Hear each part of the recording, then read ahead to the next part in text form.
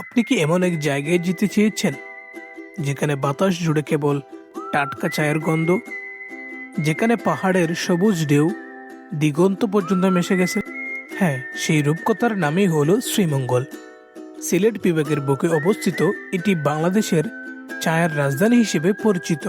দুটি পাতা ও একটি খুঁড়ের এই লীলাভূমি প্রকৃতিপ্রেমীদের জন্য এক শান্ত ও সবুজ আশ্রয়। শ্রীমঙ্গলের প্রথম আকর্ষণ হলো এর সুবিশাল ধাপে ধাপে সাজানো চা বাগানগুলো। ব্রিটিশ আমল থেকে চলে আসা এই বাগানগুলোর মধ্য দিয়ে হেঁটে চলে যাওয়া যেন এক সবুজের গালিচায় হাঁটা। চা বাগানের সবুজ ছাড়িয়ে সামনে দূরে রয়েছে মনোমুগ্ধকর মাধবপুর লেক।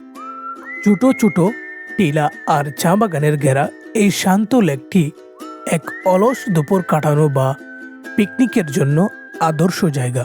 অ্যাডভেঞ্চার ও প্রাকৃতিক প্রেমীদের জন্য শ্রীমঙ্গল ধারণ করে আছে লাউচাড়া জাতীয় উদ্যানের প্রাচীন রহস্য।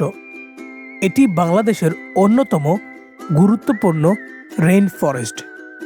এখানকার ট্রায়াল ধরে হাঁটুন, শুনুন প্রাকৃতিক নিজস্ব সুর। ভাগ্য ভালো হলে হয়তো দেখতে পাবেন বিরল প্রজাতির উল্লুক বা নানা রঙের প্রজাপতি। আর যারা পাখি ভালোবাসেন তাদের জন্য কাছে রয়েছে বাইক্যাবিল বা জলাভূমি অভয়াশ্রম। এটি বিশেষ করে শীতকালে অসংখ্য পর্যায়ী পাখির এক নিরাপদ আশ্রয়। শ্রীমঙ্গল ভ্রমণ সম্পূর্ণ হয় না এখানকার স্থানীয় ঐতিহ্য না দেখলে, যার মধ্যে অন্যতম বিখ্যাত নীলকণ্ঠ টি কেবিনের 7 রঙের চা। প্রতিটি স্তর আলাদা আলাদা স্বাদ আর রং। এটি যেন এক শিল্পের কাজ। শ্রীমঙ্গল বিভিন্ন সংস্কৃতির এক মিলনস্থল। আমরা আপনাকে আমন্ত্রণ জানাই এখানকার মণিপুরী এবং খাসিয়া আদিবাসী গ্রামগুলো ঘুরে দেখতে।